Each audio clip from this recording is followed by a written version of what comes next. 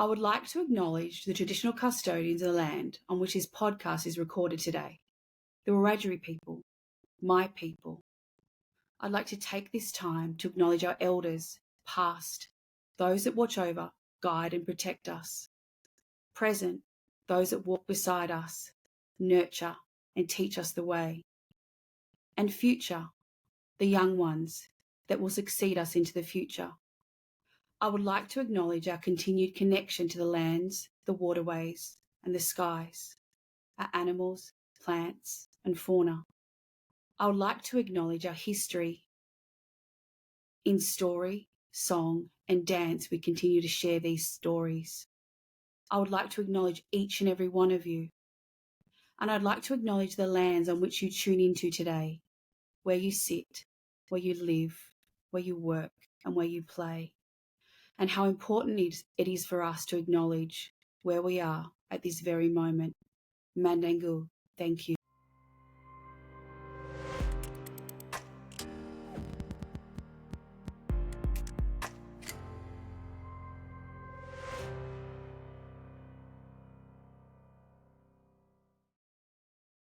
Have you ever told yourself that you're not good with the money stuff because you're not good with numbers?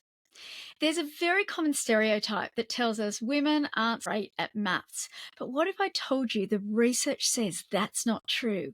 And in fact, in more gender-neutral countries like Norway and Sweden, there's almost no difference in the mathematical performance of men and women. And what if I went a step further and said your mathematical prowess might not be the ultimate determinant of your financial well-being? In today's episode of It's Not About the Money, we're going to explore the fascinating dynamics of gender stereotypes, maths and money with our extraordinary guest, Peita Diamantidis. With her infectious enthusiasm and quirky sense of humour, Peita is a dynamic force at the crossroads of numbers and communication. With more than 2 decades of experience in the financial services industry, Peita brings a wealth of experience and a passion for demystifying complex financial concepts. But she's not your typical finance guru. She's a self-professed geek who merges her love of mathematics with a knack for storytelling. Today, Peita and I debunk the myth that you have to be a math whiz to excel in finance. And in the process, we reveal that women are often better at math than society gives us credit for. Hi, Peita. Thank you for joining us on It's Not About the Money to talk all things maths and finance. Could you share with us the lands that you live and work on? Yes, I'm here on the Gadigal people of the Eora Nation, so it's inner west of Sydney. And you're a co-founder of Caboodle Financial Services. Can you tell us a little bit about what you do? Yeah, so look, I'm a financial advisor, so I myself am on the tools, as my husband, the builder, would say. But primarily, I actually sort of am responsible for new ideas and opportunities, sort of forging new paths for the team, so that we can constantly evolve and build and develop the business. So while I do practice as a financial advisor, most of it is on the other exciting stuff that I can build and then bring the team along with me as we go. And how did you find yourself in the role that you're doing now? Yeah, curiosity, really. So, I mean, we might get into my background, but I guess, when a path I'm on sort of doesn't suit for me, I just sort of look around for something interesting that might present itself. I'm a bit of a fan of the pivot, and I found myself in a career that wasn't quite right and happened to bump into somebody that actually ran a dealer group, would you believe? And so learned what a financial advisor was at that point. So it was quite late and felt that really sounded like something that I could enjoy and do and apply the skills I had. So like many advisors, it was somewhat accidental. And you do describe yourself, on the note of your background, as a survivor of actuarial studies.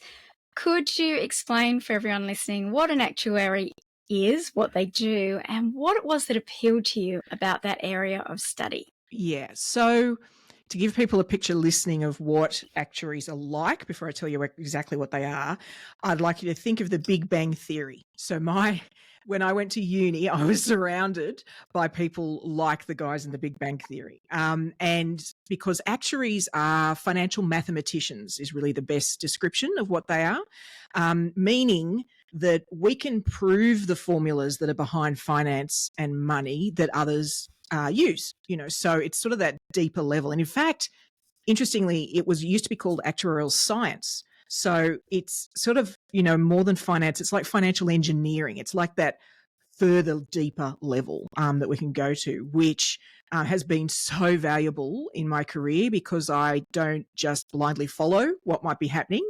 I've sort of got that innate understanding of the underpinnings of things. And what appealed, there was a couple of things. One, I do have an innate maths ability, and so I responded to that, but also I was surrounded by actuaries. My dad is an actuary, a whole lot of his mates are, and so I knew what they were. So like many people, interview 12, faced with what should I study, I picked something that I knew about and just started, not really having a good sense of what it would mean or where I'd go with it, just figuring it was a good start. Isn't that a perfect illustration of that line that says you can't be what you can't see? Yes. Because I'm sure that some people would have not come across what an actuary.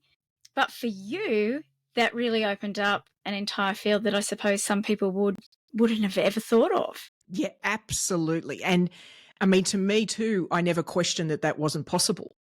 Like all these people around me were actuaries, and I could talk about maths and all sorts of things when I was younger with them. So why wouldn't I do that? Like there was just no hesitation. I was blessed with a level of naivety in that sense before getting into that degree. I went to an all-girls private school, and so there's a level of naivety with that too.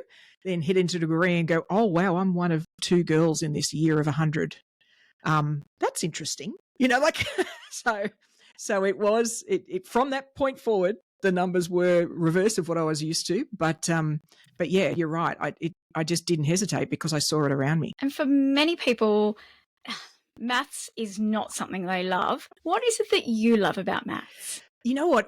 I was looking through the questions and I saw this and I thought, you know what? I really need to think about this. And if I am brutally honest, I don't love maths.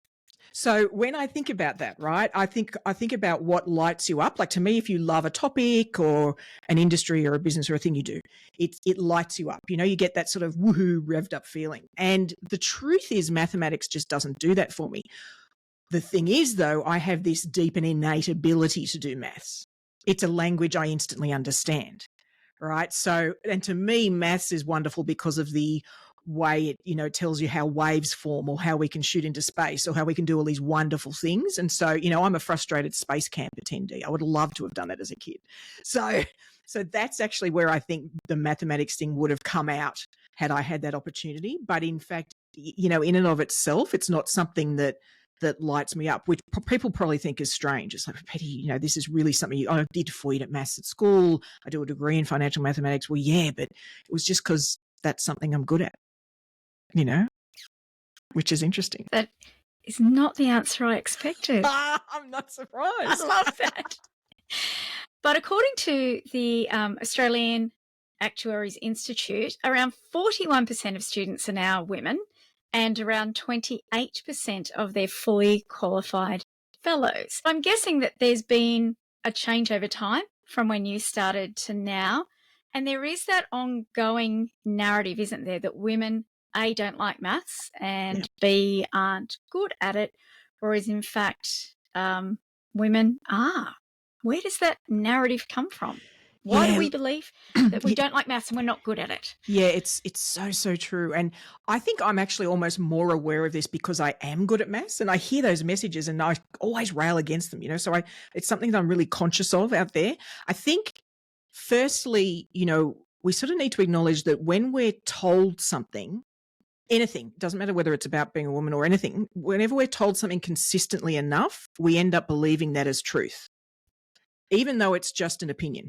This happens a lot about all sorts of things, being fit, being unfit, being fat, all sorts of things that if we get told consistently enough, you just believe them as truth. And, this is something that starts really young with girls and maths, down to the point of the toys we buy for them. When you look at the toys you buy for boys, lots of spatial awareness, Lego, problem solving, all spatial and problem solving are two inherent parts of mathematics. Like we see the numbers, but that's actually just sort of the way we talk maths. That's the language itself. But the actual thing in the world is space and time and, all these wonderful concepts that we might all love to play with. So whereas girls, it's about empathy are the things that often we give them when they're very young, and it's about nurturing and dolls and all sorts of other things. And so we're making a decision very early on about what their interests might be and mistaking that for gender-based skill.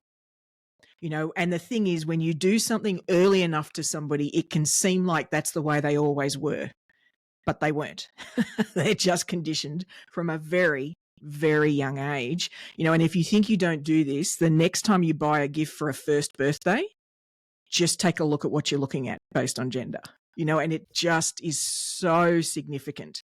And you just don't realize you're doing it, Have you heard of that study? And it is an actual study where they had a baby, and they had people come in who did not know that baby, about 6 months old, or a bit older. And they would tell the adult coming into the room that it was a boy or a girl, and there would be toys, there'd be trucks, and there'd be balls, and there'd be dolls, and there'd be whatever. And they would get the adult to interact, all under supervision, of course, but they would watch how they interacted and what toys were offered, and then they would debrief with the adult. Why did you give that child that toy? And the narrative was often, well, that's what the child wanted. They expressed a preference for that particular toy. And what was fascinating was, if they had been told that child was a boy, there miraculously was always a preference for the trucks and the balls. Yeah. If they told that adult that child was a girl, they miraculously always wanted the doll, even when the actual gender of the child was completely different to what they had told. And and there's also research that shows that people will talk to a baby, if they think it's a girl, they will talk to it more. If they think it's a boy, they tend to be rougher with it and play absolutely rougher. And it's all our perceptions, right? Boys learn to fall properly a lot sooner than girls do. And think about what that has an impact on.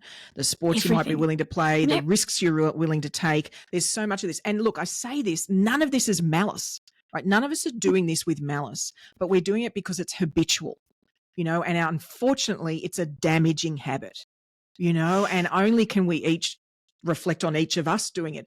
Women will be doing this. Like, this is not a guys doing this just to girls thing. We all do this. And so, I even noticed it. My nieces, two of them are now in their teens, but when they were little, I noticed that when they come and see us, and they'd be in there, whatever they're wearing. Oh, don't you look gorgeous? Now, I wouldn't say that to a little boy. Like, hold on. Am I teaching them that the way that they should, that the recognition they should be looking for is about the way they look? Like, you've just got to, and people go, oh, are we overdoing it? No. We're just making sure that we're not making choices for them. They might love that. They might be all about the way they look and fashion it. That is fantastic.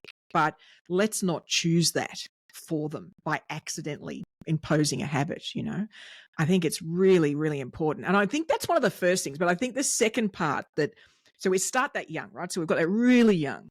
And then, heaven help us, we hit high school.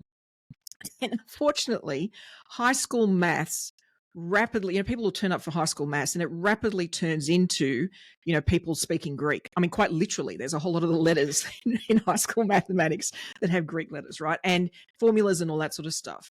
And all of a sudden you feel like most people, I would say, most people feel like they just simply cannot grasp what's going on. They're speaking this language. I have no earthly clue what they're talking about.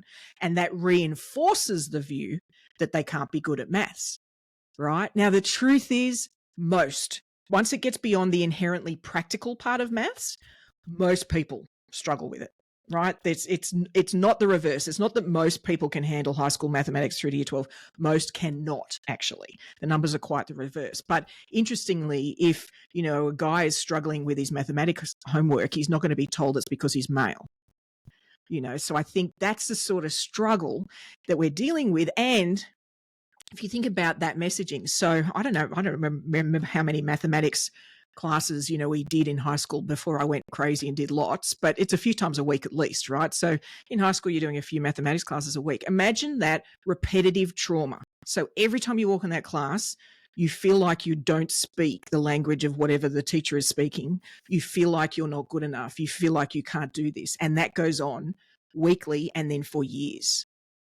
Of course, women get twitchy then when it comes to anything that's connected to maths, right? I mean, it's literally a trigger. How does that messaging and that lived experience impact women when it comes to financial decision making? Yeah, look, I think the financial services industry here really needs to own up to what they've done here. All with good intentions, right? I think we want to help educate, we want to help engage, but we've decided that for someone to better engage with their money, they need to understand the science, right? Like they need to go as deeply as the science, because that's what mathematics is. It's a science, right? Now, it would be like, I don't know, teaching somebody how to learn to drive and deciding that the place we should start is how combustion engines work. Now, for most of us, we don't need to know how the I still don't know how combustion engines work. I drive a Mustang, a glorious Mustang that growls at me, and I still don't know how those things work. And if you're curious about it, fine, but most don't need it to learn how to drive. And even if you take that further, even if they want to learn advanced driving techniques, they still don't need to learn the science about the engine, right? What they need to learn is new behaviors, new techniques for advanced driving, and money stuff is the same to me. They don't need to know the science or the mathematics. They need to learn the behaviors, right? So unfortunately for people, the industry has connected the money with the science, the mathematics. And so through all our education efforts, our ads, everything, so that unfortunately, not only does it mean, wow, that's not how it's going to connect, we're making it too hard, but also we're repeatedly triggering them. Every ad, every education effort is triggering these people about mathematics that they already feel lesser about, which is a huge shame. And arguably there's a flow-on effect, because when we talk about financial literacy and capability in the Australian curriculum, which is being taught in schools, but a significant amount of it is embedded in the maths curriculum. Yeah, it truly is. And it simply doesn't need to be. I believe if you know that the number 10 is bigger than the number 5, you've got yourself covered when it comes to money. Like, I just think that's perspective is what is required. And I think most people can get their head around that. I may get berated at the next financial industry event that I go to, but I don't believe people need to be able to calculate an interest rate to make good financial decisions. Now, if something bothers you, like if a listener, and it bothers you that you don't understand something, absolutely find out, right? And ask questions and learn. But I don't believe you need to learn how to calculate it to be able to understand the impact. But interestingly, and actually a girlfriend of mine taught me this, the word compounding comes up a lot, right, with interest rates and the power of compounding and the negative power of compounding. And I had this friend of mine, and we've known each other for a very long time, and she can be very direct and brutal. She's like, Peita, what the hell is this compounding thing? Right now, she is a leader in her field. She is very bright, but she struggles with anything numerate, and always has, and is quite upfront with that. Now, I think she's a representative generally of people, but she really struggles. She's like, I don't get it. It's interest rates. I just don't get it. I'm like, all right, well, have you ever seen a viral post? She's like, what do you mean? I said, yeah, somebody posts something funny and then it goes viral. How does that happen? Well, somebody posts it and then they share it with 3 of their friends and then they share it and it just all of a sudden blows up. I'm like, right, that's what compounding is. Interest on interest suddenly blows up and it's really big. Oh, big can be good, big could be bad. Yeah, okay. And she's got it. From that point on, she never got confused when she saw the ads or anything that spoke to her about compounding. But she didn't know how to calculate the formula. And so that's the challenge I see with the way it's being taught and where it's being taught. It's distancing people who otherwise would absolutely grasp these things. They've just got to be taught in a different way. Do you have to be good at maths to be a good financial decision maker? No. And in fact, I'm just not sure it's relevant. I think if you want to be a really good financial decision maker, it's about understanding yourself and your behaviors. Like, that's a great place to start. Now, that isn't easy. So I've replaced something that somebody might find difficult with something else they might find difficult. But mathematics isn't the barrier to that. It truly is about the way we react to things. It's about what we do, not what we know. And even I go so far as that for markets too. I mean, people, there's a lot of complexity that talks about stock markets and graphs and forecasting and all sorts of things. But there's only two things that drive markets: fear and greed. And it'll be one or the other. And we can create any formula you like, but those are the two drivers, and they're behavioral. They're not mathematical. That's where the power is. That's where change is. That's where success sits. It's all in behaviors. Do you bring these understandings, your love of maths, these concepts into your role as a financial advisor? Yeah, so it's so interesting, isn't it? Because what over the years, and the more you work in an area, the more confident you get about where the real bang for buck is or where the impact is. And I have absolutely come to the conclusion it is behavioral. But in terms of the mathematics, the place we apply maths or all of those tricky number stuff for our clients is actually in projecting or looking into the future for them. It's real crystal ball gazing and saying, well, look, let's look at where you are now. And if we just push that into the future, what does the future look like for you? And then if we tweak a few things and you change a few behaviors, what does that look like for you? And invariably, because of the sort of innate understanding I have of numbers, then it lets me really nut down to what's the big dial, what's the thing they can do that's going to have the biggest impact. And so then we can start talking about how they can apply their own strengths and behaviors to that thing, to that dial, so they can get that future. So that's actually where most of it shows up. We don't expend as much of it on the sort of engineering or complexity of advice in that sense. It really is that helping people see into their own future and see how much they can do and experience and see, and really lean into that so that then they go, oh, hold on, now I know why I'm trading off some things now because I'm going to get to do that in the future. So that's how we use numbers and modelling. And again, that comes back to behaviour, the what's in it for me, right? Yeah. Yeah. Why would you get on top of your money if there's no trade-off? If you haven't made that connection, it's just another chore, so I get why people don't do it. We've got to make that connection for them. Can we talk a little bit about girl math? Because it was quite a trend for a while. Can you explain in a nutshell what girl math is so we're all on the same page? Okay. So originally, way back when, and it's longer ago than you'd think, it was literally a cheeky sort of TikTok trend, right? And it was about posts about these sort of internal calculations we do to justify a particular choice, right? Now, it was often about justifying a purchase, right? And maybe it was sort of more money than we thought we should, but we came up, women came up with these internal calculations, shared them in posts, and it was women joking about themselves. That's where it started, right? Was women saying, I bought more items and got free shipping, so I've saved myself money. These sort of posts where they connected these things. And, to be honest, we've all come up with mental gymnastics to justify a choice. And it may not be about spending, it may be about something else, but we've all done it. Divided the amount of time left by how many chores we've got to do. And, that's all right, I'm going to sleep in for an extra hour. Or we all do these things inside our head to justify things.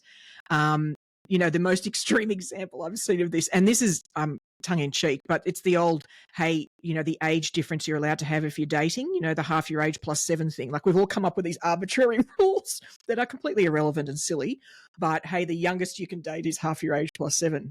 Now, if you're blessed to be in the older end of town like me, 50, then that's 32. Wow, that's younger than I'd think. But anyway, it's all these mental calculations, right? So that's where it started. That was the sort of founding of girl math as a hashtag. And what are your views on it? What do you think about girl math? So it's really hard not to react, just react to this stuff, right? So my first instinctive reaction is I'm not a big fan of girl anything, meaning using the word girl to refer to women. So that's my instinctual reaction is, that doesn't feel great. But I think, it started as a joke women were making about themselves, right? And any joke by a group about itself can be funny and harmless, right? And there's lots of ways where that applies. It's when everybody else jumps on the bandwagon and uses the joke callously or maliciously that it stops being funny and it starts being hurtful. And I think that's where I struggle with this, is where it's actually dismissive. It's used in a dismissive context, or it's actually used by an individual to dismiss themselves as a way to absolve themselves of responsibility. A bad money decision is just a bad money decision, right? No amount of internal gymnastic. I mean, I could come up with a formula to prove anything. Truthfully, I could give you, you give me enough time and I will mathematically prove the sky is actually yellow or green or anything but blue. But that doesn't make it true, right? It doesn't make it real. So I think that's where this, to me, really got pear-shaped, was when it became malicious, and also when it absolved people of their own decisions. There's a great book by Natalie Spencer on behavioural finance called Good Money.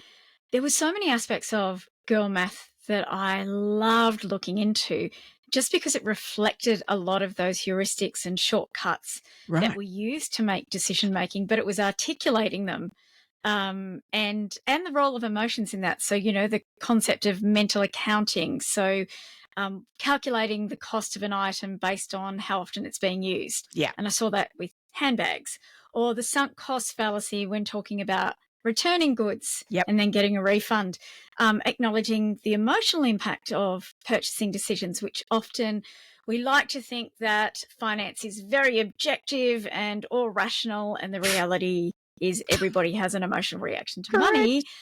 And the opportunity cost. So the fact I'm giving up something, the next best thing, in order to take this particular course of action. Yeah. I'm curious, can we harness the power of girl math for good and use it to create an awareness or a conscious approach to our financial decision making? Yeah, definitely. So I completely agree. So I also love the one of the cost per use of an item. Like, I love that because it's inherently logical, right? It's really something that's quite easy. Chunk it up. How much does it cost me per use? So let's use that one. So handbag, an expensive handbag, and spending, for the listener, expensive might mean different things, but the cost of the handbag, let's say it's $2,000 handbag, right? But if you believe you're going to wear it every workday for 4 years, then that works out at about $2 a use, right? So, okay, that might seem worthwhile. Like you think, well, it seems like it's value for money. I feel like I'm really going to get some use out of that. That's fantastic. The problem is it's only one part of the formula we need to apply. And I think that's how we can use these to really get people cooking with this stuff. Is the second step is, okay, I've worked out it's valuable. I really see that as being a valuable use of that money. The second step is, but can I afford it? Right? Can I actually afford this right now? Now, affording it isn't about, do I have enough limit on the credit card, right? That doesn't actually tell you. That's not a good rule of thumb. Basically, the rule of thumb I encourage people is, say, about 1/10 of your pay slip should be able to go to having fun, buying fun things like this, right? And it's whatever your version of that is. This isn't adventures. This is just sort of stuff, things you might want to buy or spend money on. So the logic you apply is, if I had to apply 1/10 of my payslip towards this thing, how long would it take me to save enough for that item, right? And it might be, it might only be 1 month, or it might be 6 months. So it depends on your salary, right, and how much you have spare. And if you think about how long that's going to take, are you happy to forgo every other single thing you would want to do with that fun money for that long? If the answer is yes, you probably can afford it, right? So it's adding that second, it's like the flip side of it. Is it valuable? Yes. Can I afford it? Yes or no? And I think that's the way we can really, sort of harness this, and consistently. So if you then go and buy another $2,000 handbag, you can't use the same maths, because you can't use 2 bags every day. Well, maybe some people can, but you can't use them two bags every day, right? So you've got to, if you're going to do this type of approach, you've got to be honest with yourself, and that's the trick. It is interesting how so much of the narrative in the media is that women are spenders, and that women are frivolous, and that women just are driven by the emotion of wanting the $2,000 handbag rather than making rational choices. Yeah. Does that representation of women in the media and their spending habits and their financial behaviour reflect with what you've observed professionally as a financial advisor? No. I think we all, male and female, have gender biases, right? And towards women and men. So we all have these innately. And so unfortunately, that consistent messaging means we lean into those. Certain people are bad drivers, like all those sort of messages, and they're simply not true. And that's the shame actually to me about this hashtag was it didn't need to be girl math. It could have been splurge math. It could have been fantasy finances. It could have been all sorts of things that didn't relate to the fact that it was women saying this stuff. And I think that's the unfortunate part. I've seen, I've had clients I've engaged with who after the fact have self-justified $100,000 new ute, who couldn't afford the car before that at 50K, so we all do this for all sorts of different things. It's just that the behavior you watch for is what you see. So if you're watching for women splurging on things, that's what you're going to see. You're not going to see men splurging. Do you know what I mean? So I think that's the lens, unfortunately, from society, news, and certainly social media. And don't forget, the advertising leads into that too. So, advertising to men can often be more about the logic. It doesn't mean that that's because men are more logical. It's just that that's what the messaging's always been, and the ads, the advertisers know that's what men are expecting. And I find the advertising stuff is really fascinating. I'm a big fan of The Gruen, which is a TV show where they talk about advertising, and they talk a lot about the fact that advertisers are as much responding to what previous advertisers have set as the standard as what consumers actually want, need, or will respond to. So, just because that's the way they advertise doesn't mean that's inherently true for that target market, being women or men or anybody. So yeah, it's inherently so dangerous, and it's simply not true. We're far more complicated than that. Our lives just simply don't come down to gender. They just don't.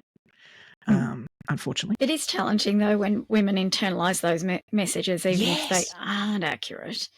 What can we do to, I suppose, address and challenge some of those underlying perceptions about girls and women and maths and money?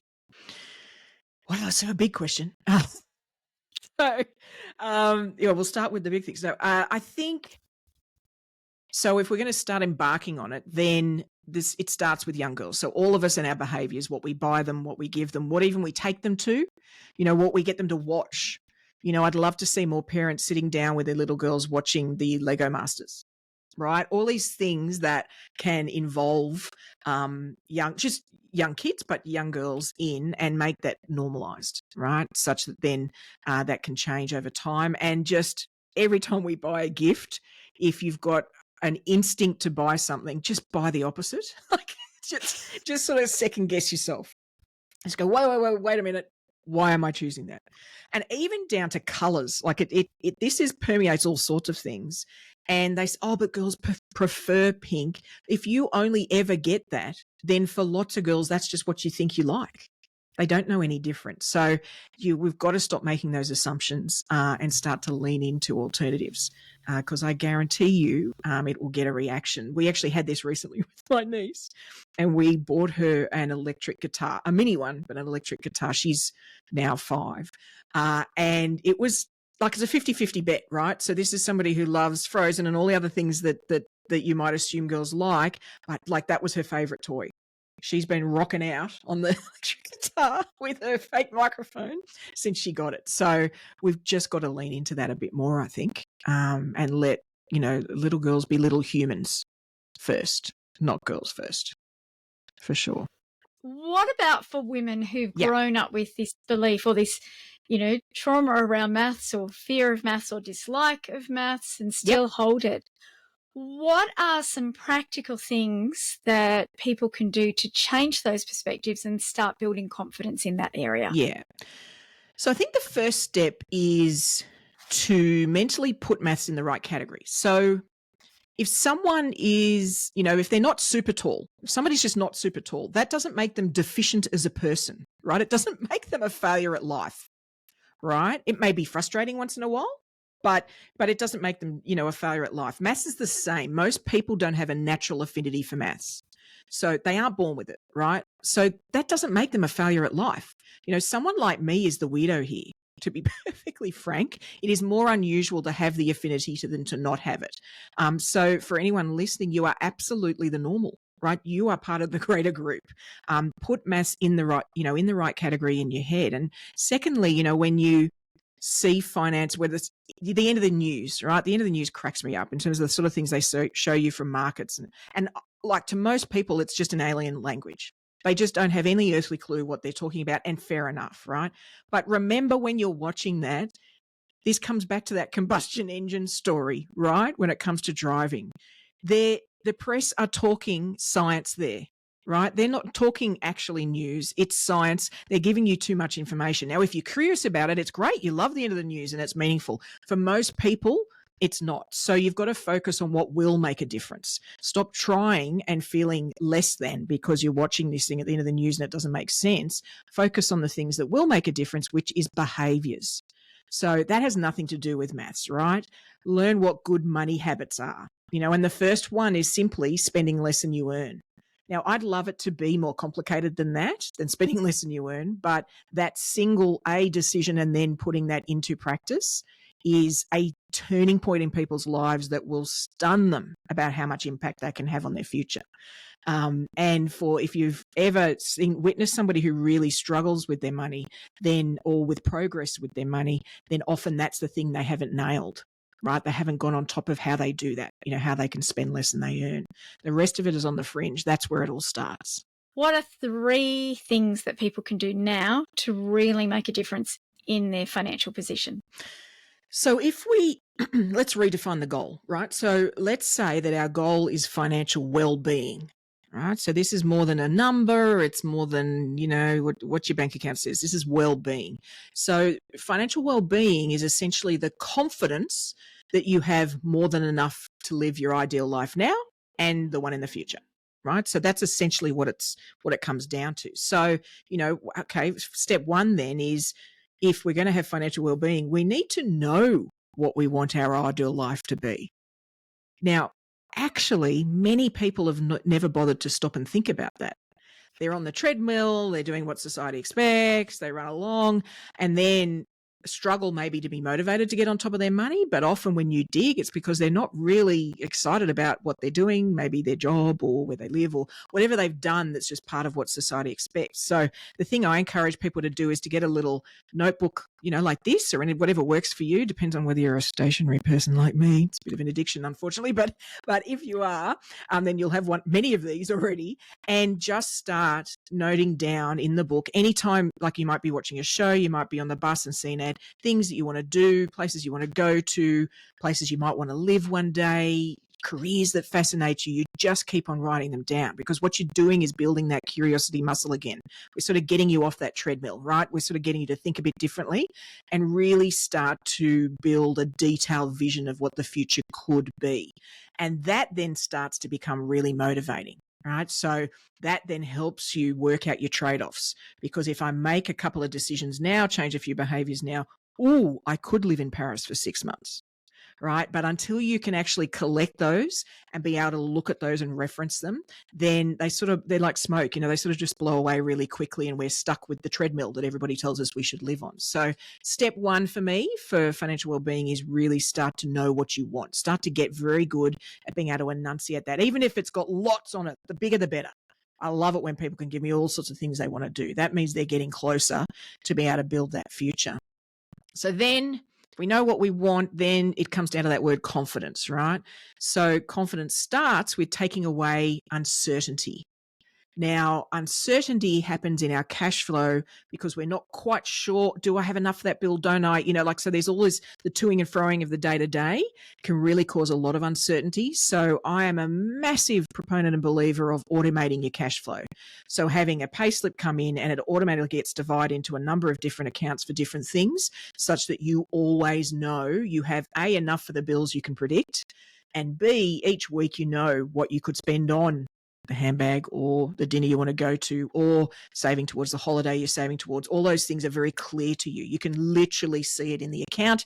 You know what's there. So it takes away some of that uncertainty and really lets you sort of lean into that. And then, the next layer of confidence is applying that in the framework. So if your fund allocation is 10%, then starting to apply that when you get that instinct to buy that wonderfully shiny new thing, whatever it might be, then apply the logic. am I happy to apply my 10% of fun every payslip for 6 months towards this thing? Am I? Will I give up going out, having dinners with, is that something that feels real? And use that as a way to really assess what you truly want. Because what we're doing here is turning spending from being unconscious to really conscious. I'm not somebody who's a big fan of frugality in its extreme. Denying ourselves of things can actually be quite unhealthy over time.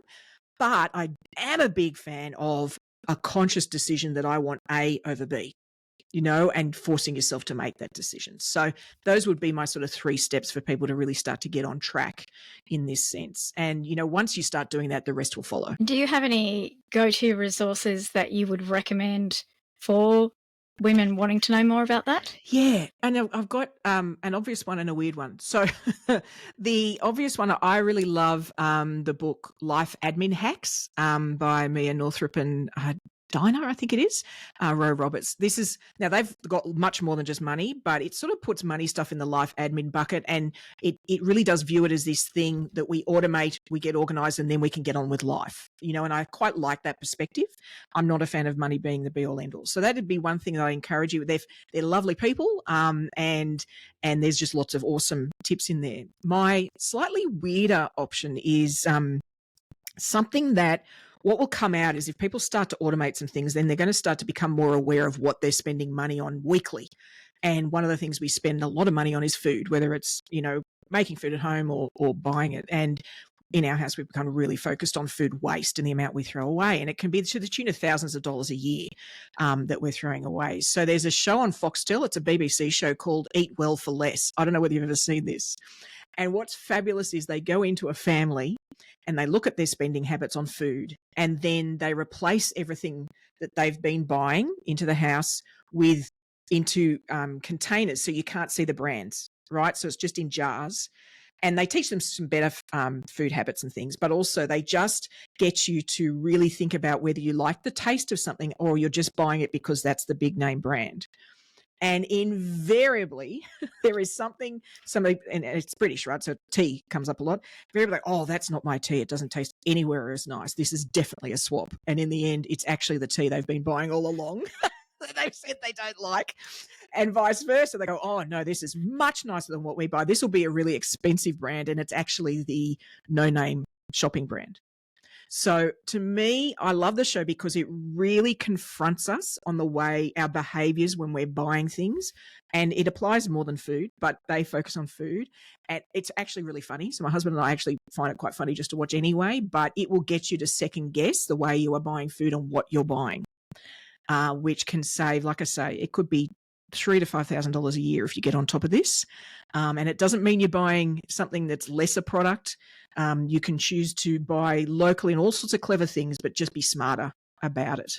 So yeah, that would be my sort of out of left field tip. And again, that's bringing a conscious approach to our behaviour and what we're doing with our money. Yeah, it really does. Now, if you were Prime Minister for a day, what would be your number one objective with regards to gender equality and building women's financial security? I mean, heaven help them. But if that did happen, look, I think there's been good and will be continued work on parental leave, which of course has an immediate and quite significant impact on women, particularly working mothers. However, I would actually focus on the other end of things. So baby boomers are starting to transition into care. And the vast majority of people that end up helping them with that transition are their daughters.